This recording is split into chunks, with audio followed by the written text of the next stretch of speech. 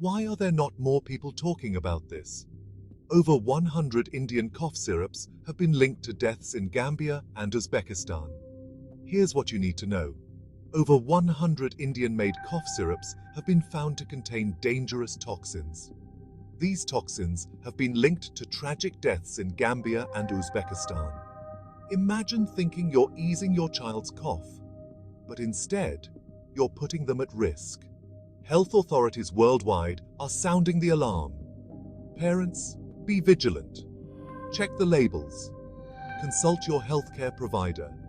And most importantly, spread the word. We need to protect our children from these hidden dangers. Stay informed, stay safe, and let's ensure no more lives are lost to these toxic medications. Share this video to raise awareness. Every parent needs to know.